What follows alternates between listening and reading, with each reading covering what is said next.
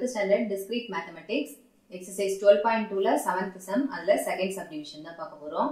அதுல எத்தனை ஸ்டேட்மெண்ட்ஸ் இருக்குன்னு பாருங்க. PQ அப்படினு ரெண்டு ஸ்டேட்மெண்ட்ஸ் இருக்கு.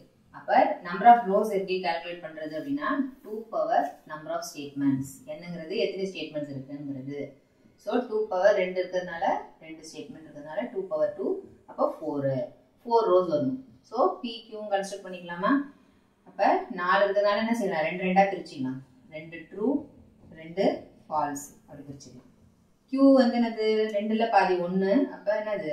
இந்த P ல பாதி 1ங்கிறதுனால அது ட்ரூ ஃபால்ஸ் அப்படின்னு என்ன செஞ்சுக்கலாம்? பிரிச்சுக்கலாம் மாத்தி மாத்தி. அடுத்து என்ன செய்யணும்? P R Q கண்டுபிடிக்கணும். ஒரு பிராக்கெட்டா தான் போகணும். ஏன்னா ஃபுல் ஸ்டேட்மெண்ட்டை ஒரே நேரத்தில் நம்மளால போட முடியாது. தனித்தனியா கண்டுபிடிச்சுக்கணும். ஆர்னா என்னது? ரெண்டுமே ட்ரூவா இருந்தோ இல்ல ஏதோ ஒன்னு ட்ரூவா இருந்தாலும் ஆன்சர் ட்ரூ. ஃபால்ஸ் ரெண்டுமே ஃபால்ஸா இருந்தா மட்டும் தான் ஃபால்ஸ். ஓகேவா? அப்ப ரெண்டுமே ட்ரூ இங்க ட்ரூ. மாறி இருந்தாலும் ட்ரூ தான். ரெண்டுமே ஃபால்ஸா இருக்கும்போது என்னது? நம்மளுக்கு ஃபால்ஸ். இது எல்லாருக்கும் ட்ரூ. அடுத்தது என்ன கொடுத்துருக்காங்க? Negation P. நெகேஷன்னாலே என்னது?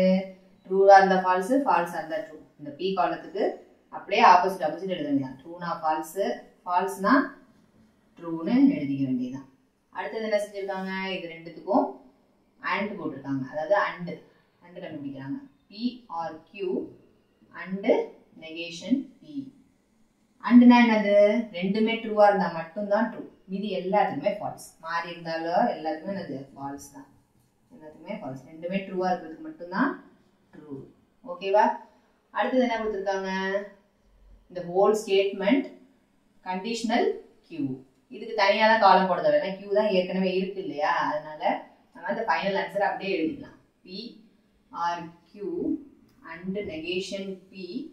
இந்த ஹோலுக்கும் சேர்த்து கண்டிஷனல் Q. இந்த கண்டிஷனல்ல பாத்தீங்கன்னு வச்சுக்கோங்களேன், ட்ரூல இருந்து ஃபால்ஸுக்கு போனா மட்டும்தான் ஃபால்ஸ். மீதி எல்லாத்துக்குமே ட்ரூ தான். அப்ப நம்ம ஃபர்ஸ்ட் என்னது? இந்த இதை எடுத்துக்கணும். மாத்தி எடுத்துக்கூடாது. இது ஃபர்ஸ்ட்ல இருக்கேன்ட்டு இதுல இருந்து இதுக்கெல்லாம் போகக்கூடாது. ஃபர்ஸ்ட் இந்த பிராக்கெட் தான் கொடுத்துருக்காங்க. அதுல இருந்து தான் டைரக்ஷன் கொடுத்து Q கொடுத்துருக்காங்க. அப்ப இதை நம்ம முதல்ல எடுத்துக்கிட்டு அதுல இருந்து தான் என்ன செய்யணும்? இதுக்கு போகணும். ஓகேவா? இங்க கண்டிஷன் பாருங்க. ட்ரூல இருந்து ஃபால்ஸ் எதுக்காக போகலான்னு பாருங்க. ஃபர்ஸ்ட் இந்த பிராக்கெட்ல ட்ரூ எங்க இருக்கா? இங்க இருக்கு ட்ரூ. அதுக்குல இருந்து Qக்கு பாருங்க. ஃபால்ஸுக்கு போகவே இல்லை. எதுவுமே அந்த மாதிரி போகவே இல்லைங்கிறதுனால நம்ம எல்லாத்துக்குமே என்ன செஞ்சுக்கலாம்? ட்ரூ போட்டுக்கலாம். ஈஸியா வேலை முடிஞ்சிடும். ஓகேவா? இப்ப ஃபைனலா என்னது? கடைசியில எல்லா ஸ்டேட்மெண்ட் ஃபைனலா ஆன்சர் கிடைச்சிருக்கலையா? அதுல ட்ரூன்னு வந்திருக்கு. எல்லாமே ட்ரூன்னு வந்திருக்கிறதுனால அதுக்கு பேர் என்னன்னு சொல்லுவாங்க? டாட்டாலஜி, மெய்மை அப்படின்னு சொல்லுவாங்க. ஓகேவா? ஃபால்ஸ்ன்னு இருந்ததுன்னா முரண்பாடு. மாறி ட்ரூவும் ஃபால்ஸும் கலந்துருந்தா கண்டினியூன்சி. நம்மளுக்கு இங்கே எல்லாமே ட்ரூவா இருக்கிறதுனால நம்ம டாட்டாலஜி அப்படின்னு சொல்லுவோம். கடைசி என்ன எழுதணும்? ஃபைனலா த ஸ்டேட்மெண்ட் போட்டு கொஸ்டின் இருக்கு இல்லையா? அதை அப்படியே எழுதிக்கோங்க.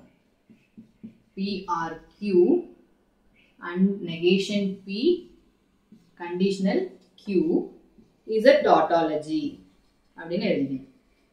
டாட்டாலஜினா என்னது? மெய்மை. ஓகேவா?